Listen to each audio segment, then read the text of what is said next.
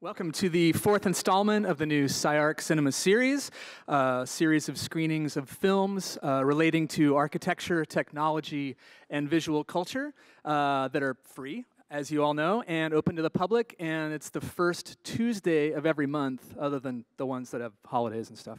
So the SCI-Arc Cinema Series is part of the school's initiative to bring the liberal arts to architectural education, a way for us here to reach out and contribute also to the intellectual and visual culture of our local community here in the Arts District, but also in Los Angeles at large. My name is Michael Stock. I'm the host and curator of the series. I'm also a professor here at SCI-Arc, teaching courses on film, well, mostly film, but also some comic books and cultural studies, music stuff. So last semester, I taught courses on film aesthetics and the history of science fiction. This semester, I'm teaching a course on film and architecture and a class on apocalyptic film, which I've cheekily titled The History of the End of the World. And tonight's screening connects to both of the courses I'm teaching. And let's see. So tonight's film is James Cameron's anti-war, pro-green sci-fi epic Avatar, a film which I think in 2009 ushered in really a new age and new aesthetic of special effects. With the look of the film, I think altering the trajectory not only of special effects, but also the concept of world building, which was a phrase that originated right around this time. So our special guest tonight is the film's multiple Academy Award-winning art director and production designer, Rick Carter, whose mind-blowing list of credits also includes The Goonies, Jurassic Park, Back to the Future 2 and 3, Forrest Gump, Castaway, AI, War of the Worlds, Star Wars The Force Awakens, Amistad, Lincoln, and more. Tonight, Rick is going to be in conversation with Tom Wiscombe, undergraduate chair here at SCI-Arc and architect currently planning the main Museum of Los Angeles art here in downtown Los Angeles. So I want to read just a short quote here from a 2012 interview with Rick from Screen Daily. Rick says, "When the word journey comes up, it's quite real to me. Almost all the movies I've done have been travel/journey films. Nobody ever stands still in them. These themes are not something I've picked. It seems like these movies have picked me. Robert Zemeckis, Steven Spielberg, then Jim Cameron, they came to me when they had these types of stories to tell. I don't think they knew anything specific about my background, but there must be something about who I am and my generation that's reflected in these films."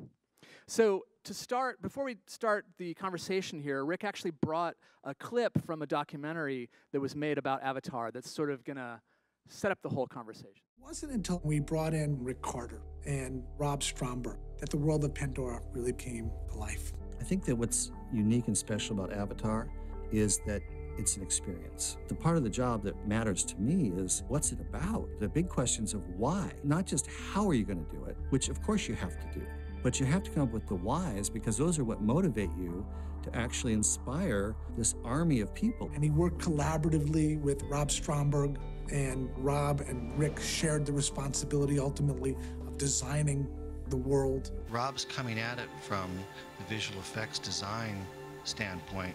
I come at it from the production design in a more traditional sense, but we're meeting halfway because that's where we are with cinema right now. And it's, having been here for 25 years, I can say that I think that the design process is so bright as far as a future for involving all these multitude of levels of aesthetics all in one movie, and yet somehow, I don't even think seamless is the word anymore, because that implies almost that you could tell the difference. And I realized there is the Oz part, there is Kansas, and then there is Oz, but then there's a third level, and that level is the dream part where all that mystical connection is happening. In reading the script that Jim wrote, there was a place in there where he had written something that absolutely stopped me, which was, when you see everything, you see nothing. And I didn't know what that meant, and then I knew what it meant. It was that I had seen so much already up to that point, I couldn't see anything. And this is why I feel like I, with these guys, got to touch something that I'll never, ever touch again. And that is that the form and the content were so close from the very beginning Because if you think about it, it's a hybrid movie between live action and CG. But the very content of the movie is the avatar state, and that is a hybrid state. So we represent sort of the two sides of Jim's hybrid state. And in fact, I would say that sitting between us is a man who embodies the conflict that you see on the screen. And it's so powerful because he can make all that armament and all those guns and that tree of souls and that planet ecosystem from top to bottom, with all of us getting on that wavelength. And the battle that you see up there, to have seen that even in the beginning in the script, to know that that's what was at stake. And frankly, it's about survival. Yeah, Rick always approaches, I guess always, but certainly on Avatar, approaches it from almost sort of the metaphysical or the spiritual level first, and then that comes down into the practical, you know, what are we actually going to build, what actually goes in front of the cameras. And I think that's what allowed him to embrace the fact that he was the production designer of a movie that would be both made in Wellington, New Zealand on sets with the normal process of shooting with a camera, and on virtual sets that were being created by a virtual art department here in Los Angeles, and have it all somehow be one thing. I thought that might be a way to save some time going to a level that gets underneath the process of making a movie like this, and not necessarily have to only look at the surface and try to pick that apart, but maybe, as I think I like to do, and I think Jim does as well, which is to move from the inside out and to have an understanding that this is always that cinema is a phantasmagoric experience. It's as seen in a dream state. You have a lot of things that you have to do in order to make a movie, but it wants to be true to that initial vision, and that actually comes from somewhere and reflects something that's personal. Right. First of all, I just want to say how amazing it is to have you here. Thank you for coming, and how I think how much overlap there is between what it is that we try to do here at SCI-Arc and what I always imagine you're doing. But I think that the way that you go at it is so different than maybe some of your peers, and that's something that I want to drill down on a little bit tonight. I kind of want to figure out what that is, and talk about Avatar and a couple of other things as well. Sure. But that's I guess, and maybe we could just start with that. I wanted to maybe, if you don't mind, if we could just get a little bit into your background, I would like to talk about that, and then we can move kind of forward and backward and do whatever we want to do. But I was so interested to hear that that your trajectory, which spans across all of those movies that Michael listed off, that you started though under a mentor who is Richard Silbert, who was a production designer who did Manchurian Candidate in '62 and The Graduate and Chinatown, as I assume in the art department or as art director at that time. Yeah, production designer. Yeah, exactly. And that he in turn comes also from William Menzies, who was the very, and correct me if I'm wrong, but the very first production designer in Hollywood, or at least the first so named production designer in Hollywood, who did. Of course, Gone with the Wind, and so you come from this long lineage of production designers, and you're working in this era where technology, not that it wasn't always changing over these decades, you know, from like let's say the early 20th all the way through. But the big change between the early 20th and let's say the 90s was, let's say, moving from black and white to color, or there were changes like that, but there wasn't the big move to use the computer. Right. And so in a way, it seems to me that your biography is especially interesting because you're a transitional figure, and you are part of old Hollywood or classic Hollywood, but you're also the cutting edge of using all of these new techniques to make films. And I guess what I'm really curious to hear more about is how that transition affected the way that you think about making a film, or making worlds, or and you know, and in particular, this hybridity that you mentioned before, how the using physical sets versus motion capture and all of the other new technologies that you have, how that affects the way that you approach a project. Or if it's just the same way that you would approach it, and it's just another layer of information.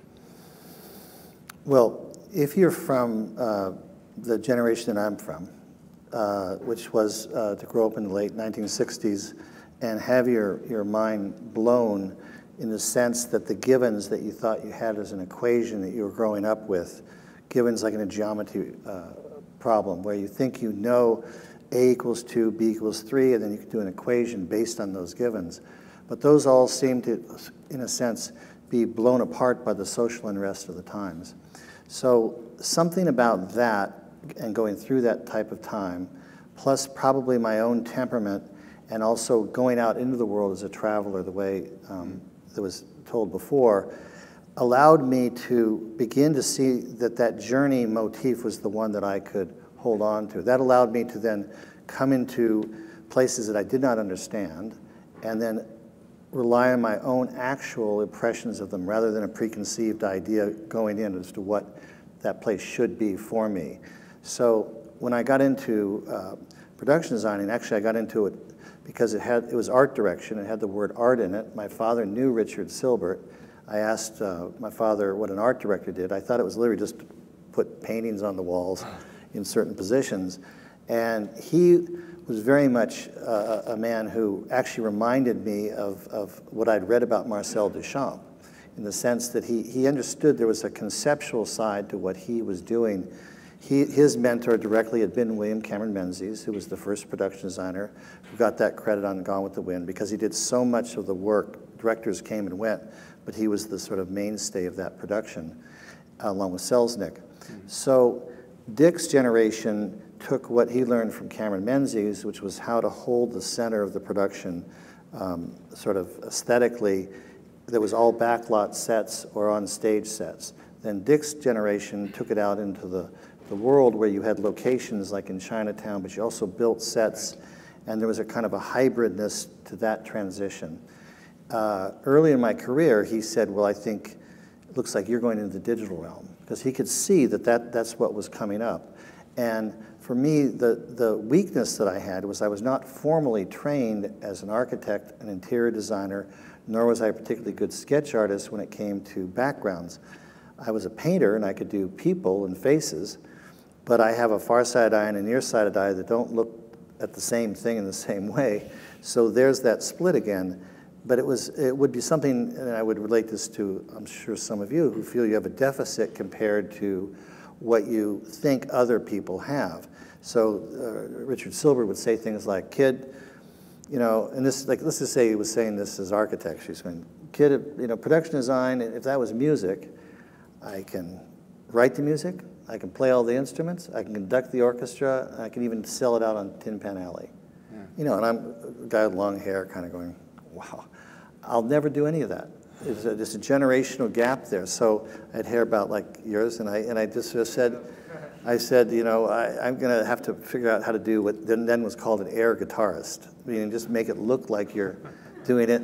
But the funny thing is as I got into that, I realized I was trying to learn, like Dick would put people down for being what he called hummers, meaning because they couldn't really do all the jobs. And same thing with Jim Cameron. Jim Cameron can do everybody's job on a movie. And then I would always say, well then, why is there so much for all of us to do? Right. And he'd kind of look at me like, what are you saying? And I'd say, well, the obvious reason is because your vision is so big, you need all of us. Otherwise, you'd be making one movie for your entire lifetime. So what that really means then is you have to learn how to collaborate. Even if this is not a person just waving their wand and saying it's all going to go this way. You have to find out how to take that vision. The vision for Avatar for Jim really comes from going to the bottom of the ocean when he was on Titanic and seeing a whole other form of life, and that's what I was referring to with the bioluminescent stage. It's like a third level, and he wanted to bring something about that back, and this is the movie that he did. But the process wasn't easy because you have to design all of that, and everything that you see, you you know, that's why it looks a little bit like it's underwater at times, you know, the wood sprite and the way things move.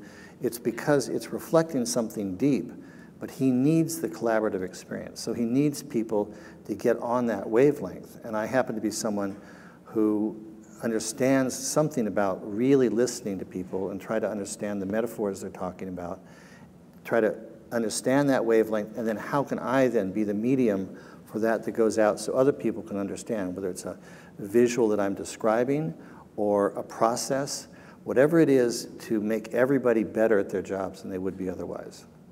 Yeah, that's great. And I think Michael just mentioned the word, or no, it was on the interview that we just listened to, that it's you have this kind of metaphysical role. I get the sense, and this is the only picture I could find on Google where you seem to be live doing that, what you do, you know, which is like a bard or like a professional storyteller, and you're the glue for all of these people. But it's really quite different than.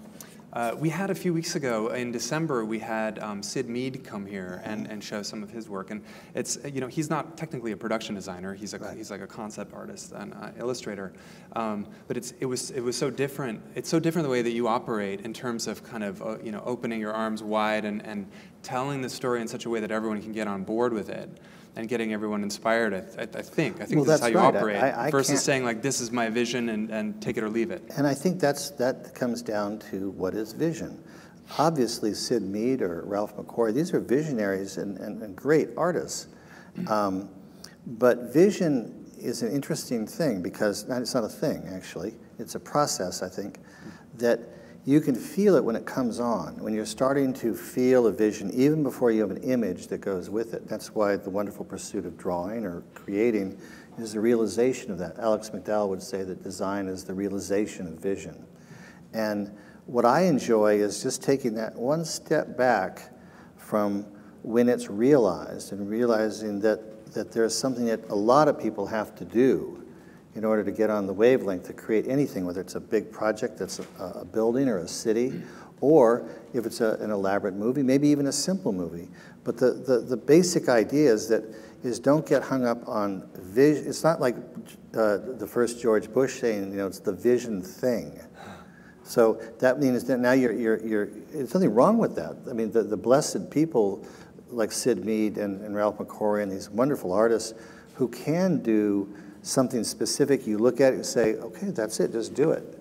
That's a different process, but that's not to say that I can't work with those types of people. Of course. Because the movie's always so much bigger than any single illustration. Remember, there's 24 frames per second and it's going through your consciousness. So now, what's the reason? That's why I was saying, why are we doing this image? And what's the emotive quality to it, and how does it associate with something else? So for instance, in this movie, you're going to see a couple things. When you watch the scientist Grace, who's Sigourney Weaver's character, she's on a parallel path with Jake as he's trying to find his way to understanding the Na'vi culture and how the whole interconnectedness of Awa is on the planet. But she's coming at it from a scientific standpoint. And you'll see how the imagery of the graphs and all the science looks very much like the bioluminescence. It's just they're coming at it from a different point of view. But in the journey, Grace can't make it. Someone has to be sacrificed along the way.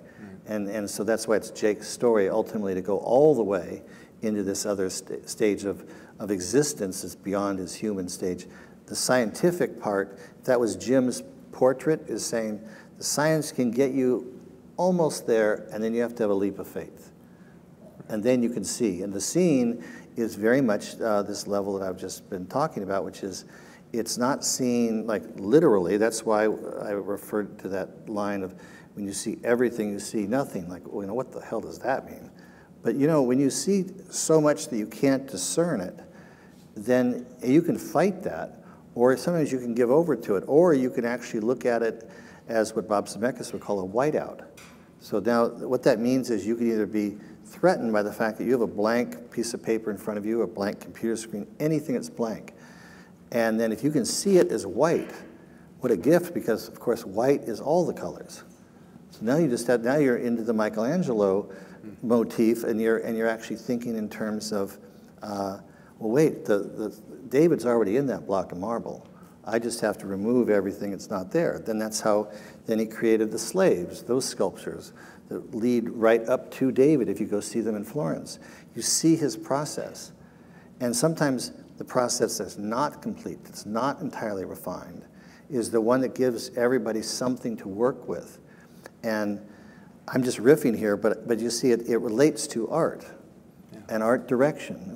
Those are great words. Production design, those are good words too, and so is architecture, and so is architect. But visionary is the thing behind it all. These are just the methodologies by which we express. Yeah, I love the way you talk about these things. It's funny, while you're speaking, I'm thinking about how you remark in several interviews that you've done before about how you always like to bring it down to the blank page. Or blank slate, right? And I'm always thinking how different that is than the way that architects usually approach things, which is to, the architect usually will approach any project or a meeting or whatever presentation. They kind of come with a suitcase full of stuff, a suitcase full of tricks and magic tricks, and you put it out on the table and you're like, this is what I got, and I'm going to do whatever I can to push that into this project, no matter what. And that's, I think, one of the great tricks that architects can do is to find ways to make something that may not be a fit at all to a particular set of circumstances, make it fit by beginning to work with different kinds of groups of people. But that's so different than the way that you talk about what you do, which is almost as like you're drawing forth all of this information, whether it's from the script or the director or the the concept artist that you have working with you, but that you're kind of a warlock in a way. Well, I still have to come up with something ultimately that when everybody looks at it goes, oh yeah, I want that. That's it. But I'm also being flexible in the process so that I'm going to try to make that better and better and better, because the movie making process and the design process is iterative in a movie. Yeah. And it goes all the way through, not just from the immaculate conception, but all the way through the processes of being tempered by the actual doing, where more ideas come into the mix. So my father told me a story that I've always thought about that's maybe it could relate to an architect. He was an art director, as it turned out, for Look magazine. That's an old magazine that was right around the time of Life magazine in its heyday. And he stayed up all night, as I'm sure a lot of you do, and he was doing a cigarette ad. In those days, you had to actually do it and paint it, and you couldn't change it. And at about 5 in the morning, as he's about showers and he's getting ready to go, this is in New York City, to the ad agency, and he notices that he has a cigarette in the guy's mouth and his hand. So and he can't change it. So what he did is he came into the meeting. This is your architecture meeting, and he just put his hand over the guy's hand on the side. He said, so here's my idea. He's either smoking and he'd have a cigarette in his mouth, or he could have it in his hand. So that kind of playing the room and understanding when you're not succeeding, and then what can you do, not to change your vision, but to understand what it is that's the purpose of the thing itself. Yes. I mean, whether it's the presentation on some level is a sell job, and you can look at it that way. But then if you're not succeeding in your sale, you're way on the left brain, right? And now you're not able to perhaps adapt in some way that allows that to be a collaboration. Yeah. Now, sometimes it's probably just impossible to collaborate with some of the people, but as you said earlier, you want to have clients that you can have at least a dialogue with. Yeah, no, at the end of the day, I don't think it's that different what architects do than what you're describing. I just think you somehow, I don't know, you speak about it so eloquently, but it's a very similar process. I think that what we do, there's no way it could possibly operate unless you have everyone believing in this overall vision. And it can never come down to the technical or the left brain stuff. It's not just the sales pitch. People have to really believe in it to support it. And so it has really nothing to do at the end of the day with, contracts or facts or any of those things. It's really the feelings surrounding the whole project. So a project for architects is very much I think like a filmic project. Well, I think that's where and maybe just to try to introduce this film on a certain level when you're watching it and try to apply it to your own processes is what you said. How are you feeling? Now, in architecture, I'm sure there's a lot of people say, I don't feel anything. I'm just making a building, and it's not about the feeling, and there's no narrative to it. Because a movie, fundamentally, if you hear about a movie, you say, who's in it, what's it about? Right? Those are the two things. But there is still this thing that I call the film scape, which is where you go and how you feel when you're there. That's not literally the narrative, nor the characters in it. You can go to your favorite movie, whether it's, if you're old like me, The Wizard of Oz or something like that. Dorothy does not have to be there, nor do you have to be in the middle of that plot. You can go to Lord of the Rings, you can go to any of your favorite movies, and if they got into you, Star Wars, you don't have to know specifically those elements that got you to see the movie, but you have to feel something about it. And if it's the comparison to painting, you would say, across the gallery, I see a painting. I don't know who did it, and I don't know what the subject matter is, but I'm just drawn to it. So that's the filmscape level. Not to say for art that it's that. Architecture, I think, feels the same way. I mean, that you're drawn into a space. You want to explore it. You're not controlling time so much, but to some degree, whenever you get into flow, you are.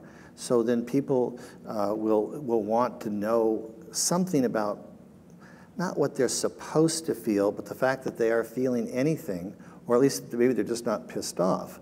And so, then Bill Fain and I were just talking that one of the things that when we were collaborating that I was trying to understand so I could translate to Steven Spielberg was how to set up those moments in a journey through the building when you would have vistas that would kind of allow you to perhaps rest for a moment and say, okay, I get what this is about. Now I move on and I do whatever I do.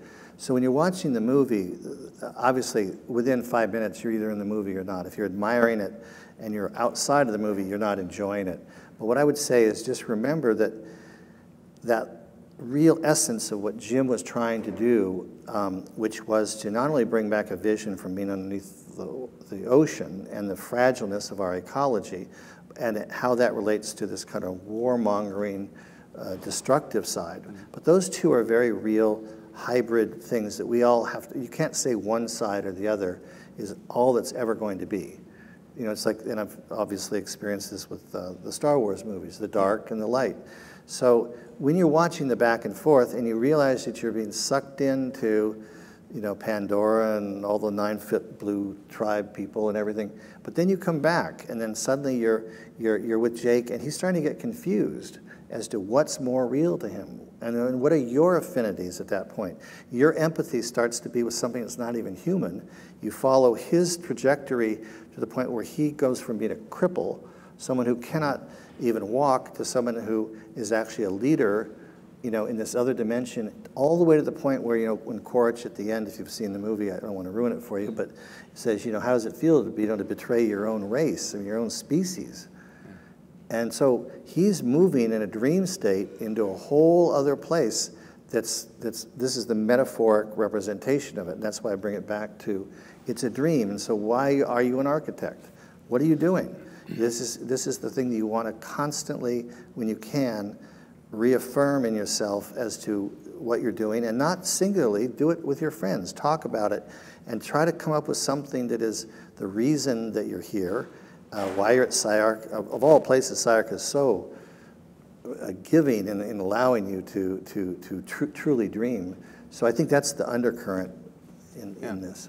So, I mean, one of the things that really struck me when I saw it in 2009 was that just the way that you were able to create a new reel, a new reel. And I know you've talked a lot about this, and about that moment at which that happens. And we were just talking about it 2 minutes ago as well, that moment where you're not in the uncanny valley, where the blue people are blue people and they look like zombies, but that the blue people are animated and alive. Yeah. And it's the same for a lot of the things in this movie. They're the trees. How big can you make the tree?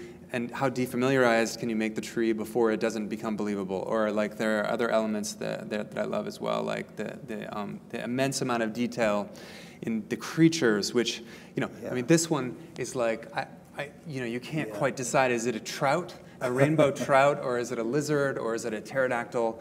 But I would say that one of the things that you seem to be using in the movie, and correct me if I'm wrong, but it seems to be that using elements of the real and familiar elements, it's absolutely crucial that you're doing that in order to keep the audience. In other words, you could have gone totally alien and not been riffing on some of those features of creatures that we know, and done something else, and it would have been off-putting to an audience, and it wouldn't have drawn you in. But the fact that you're using not only familiar elements, but in weird, hybrid ways, I think was one of the most shocking things about the movie for me.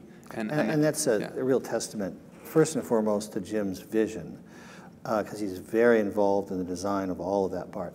But it's also, again, having other people around him who can start to feed him, and it's so that you discern it within a nanosecond. That's a very important part of movies, because everything is going by very fast. So if you actually are unclear and you can't locate what it is, it's like a good creature or a bad creature, a benign creature. If you immediately in this movie, you know you're being told a very classical story in which the way people are presented, or the creatures, or the world, they immediately make you feel something. The blue, green of the planet, but there's the fire, which is all the humans and all the firepower, and all the orange coming in, and there's a kind of a dance between those two. Or there's the brutality of the base, which is the live action part, compared to all the wonderful detail in the plant life. And I think that's essentially embracing the full range of that ecology, but then having a group of people that are really interested in detailing it, like you said, but making it very clear. So even if you've got a psychedelic pattern, you always get the silhouette. And then again, that I would think relates to architecture, that you want to make sure that you're readable on multiple levels. And you're not just kind of, what am I looking at? Unless that's really the point that you want to. But I'd say, at least within big budget Hollywood movies, being clear is pretty important. Yeah, for sure. I mean, one of the effects, and I'm just going to skip forward for a second here, one of the effects that also you just brought up 2 minutes ago is this background, middle ground, foreground. And I was thinking about The Wizard of Oz, and how you were, and I don't know what it was like for audiences in 1939 watching this, but one of the things about it, when I look at it now, is that it's actually quite obvious what's the foreground, the middle ground, and the background, and what's matte painting, and what's in the, but it doesn't necessarily kill the experience, because you're in that suspension of disbelief mode. But then you compare it to something else that you do, like let's say The Force Awakens, which is like, I would just call this forever detail. It's like the foreground is detailed, the middle ground is detailed, the background is, it's like forever detail. And yet, even that image, what's going on there? There's something going in the middle of a tube. And then there's a foreground, then you're going into a middle ground, and that's that, and then there's deep background. So it's not that unclear of an image. I mean, there's a lot of movies you can see that are very cluttered, and it's hard to see that. That just happens to be my aesthetic that I've grown up with. But I also came from a time, when I was anything but clear. So it's kind of interesting to me that over the progression, and this is what happens in life, is you end up gravitating towards something, but it's not where you started. Yeah. So just as you were talking about the digital revolution was not something I anticipated. I just took the deficit of not being able to do all the jobs that I would have been, a lot of people who knew how to do their jobs really well got just pushed off the side because they were hung up on the methodology. Right. And when the big change hit, it was very hard for them to adapt. So wherever you are now and wherever you're imagining you're going to be in 20 years, it's only going to be exponentially faster, and there will be a shift in there. I don't know what it's going to be. I'm guessing robots is going to have a big part in the process of how you have an interface with a robot, and if you think you're going to be the winner in the ego with the AI, then you may be up against something where you may find out that the AI is pretty prevalent. It's like, the way I look at reality is there's a tyranny of reality. And reality has an amazing way of blocking you whenever you go off of reality. I mean, just try driving on the wrong side of the street. You know it's not going to exist anymore. So, the portals are important. So when you get up against that AI, just not the weaknesses, just like, it's like with Hal, it's like rope-a-dope with Hal, meaning, come on, Hal, help me out here, I'm going with you, but I mean, that's my little riff. No, okay, I totally get you on stepping out into the street, but let me just go back. These are totally out of order at this point. But so, did you track this news thing that came out about this lost city in just Guatemala? Recently, yeah, just a couple of days ago. Yeah, I don't know if anyone has seen this thing, but I've been pretty obsessed with it the last couple of days, and it reminds me of Avatar. It's like a world that. It's a brand new reel. It's a new world that's there, but you look at it, and I'm calling it make-believe, because you don't actually believe that it's there, but you know that it's there. Right. This is a weird state of reality, because you're in it's kind of a cinematic reality, but there's this scientism associated with it where it's been scanned with LiDAR from a satellite, and therefore it must be real, and we see these images, but I look at these and I don't know if I fully believe it. I know that some scientists got together and produced these images and all of that, but I look at it, and then even this one's even funnier. Look at this one. So this is apparently underneath the jungle and as yet undiscovered and only basically known by looters who've looted these cities. And so there's this whole substrate of cities underneath cities, underneath Tikal that we know today. And I was just thinking about it. It reminds me a lot of Avatar, except that it's like in our everyday reality. Well, and what I would say is Avatar because Jim saw in our everyday reality under the water.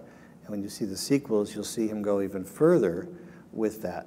And he will go beyond what you think the here and now is into other dimensionality, that sometimes these places were very full with those other dimensionalities because maybe they didn't have all the scientific things to sort of control their world. So then they relied on other ways of their consciousness dealing with the fact that they had to survive. That sounds pretty like, what the hell does that mean? What it means is Ewa, that things are connected and that there are ways that we tap into things. And anybody who's an artist or even an architect, you're looking at times for the muse, right? Well, where's that coming from? And so he's just opened up an idea that is both real, architectural, potentially a movie, maybe not quite real, maybe fake news. Yes. And then you take it where you take it, and you say, well, that's either valid to you or it's not.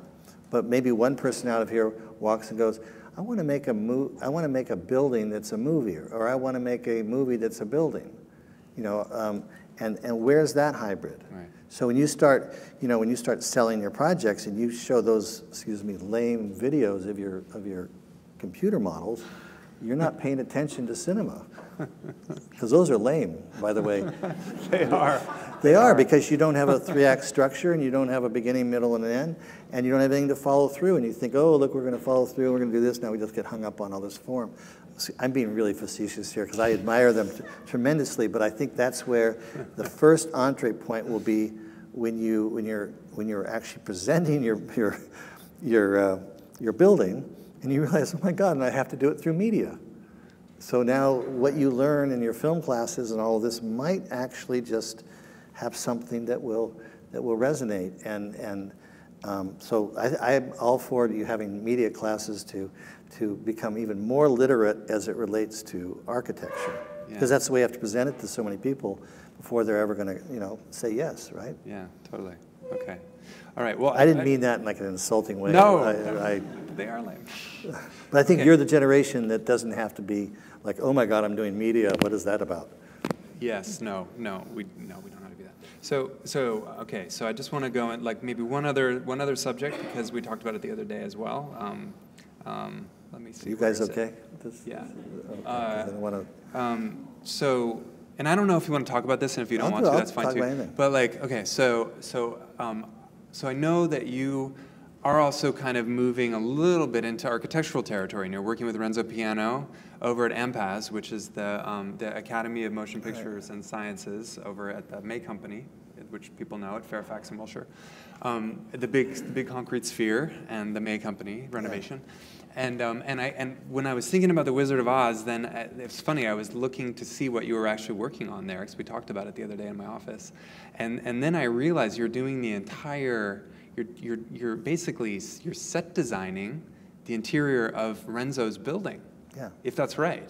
Well, it's where, well, it's not the Sphere, but the May Company. The May Company, yeah. So it's Renzo's taking a look at that whole site, and then particularly the May Company, which of course is an existing building, then with Carrie Brower and the whole staff, looking at that as a location to try to begin to give you a cinematic or phantasmagoric experience in a museum setting, and yet that's not to say that it wants to be full of bells and whistles and a ride or some kind of a theme park. So it's a very, very tricky hybrid idea, and whether or not we're pulling it off exactly, it's going to be interesting to see. When I talk with Renzo, he has this sense of cinema as it relates to architecture that really works, I think, in terms of foreground, middle ground, background, backlight, the moving from area to area, the vistas that you have within the building, both from what he's creating. It's sort of like there's a, well, that's kind of a good juxtaposition, right? Because you've got this existing building in a spaceship that's either being built or has landed, but I think it's being built. Yeah. And then you're going to go into that, but then what's going to be in there is you know, there's like the kind of iconographic ticket to ride, right? It's the invitation to a dream. That's, you just click your heels together, and there's no place like home. And now the rest of it is going to be a space that exactly how it works, I can just tell you there's a lot of things it's that you have to deal with. One of the primary ones, which is kind of wonderful, is that you can do an exhibit, you know, with things, and then you can do some media, and then this is maybe the gravitas because, you know, Julius Caesar drank from this, and you know, like that, and then there's the film clip of him or something. But that's not what cinema is. Cinema is this experience you're about to have, where you're immersed in it. And so how do you convey that while you're walking through and then picking up on certain things at certain times, but you always, it's your trip, your journey. And I really am not sure how it's going to work. I've been doing it for 6 months now. And I've been wondering, you know, since you told me about it, because it's like you can't. I mean, we have ideas, but when you come to sound, and now you go, how many conflicting sound things can you do? You know, you can't do that. You have to have a soundscape. So that means that the sound is going to be dictating a certain state of mind that you're going to feel. You know, because if you listen here, every once in a while just, you know, maybe close your eyes and just listen, and you can still see, because it's so intertwined in the audio-visual experience of cinema. Now, how that is in a museum setting, I really don't know. Yeah, well, I think I'm very curious to find out, and I think also when people work out of their element, it is your element in a way, but it's partially not, because you can't control the framing, and it's not as immersive maybe as a film might be in terms of controlling, you know, the sides or whatever.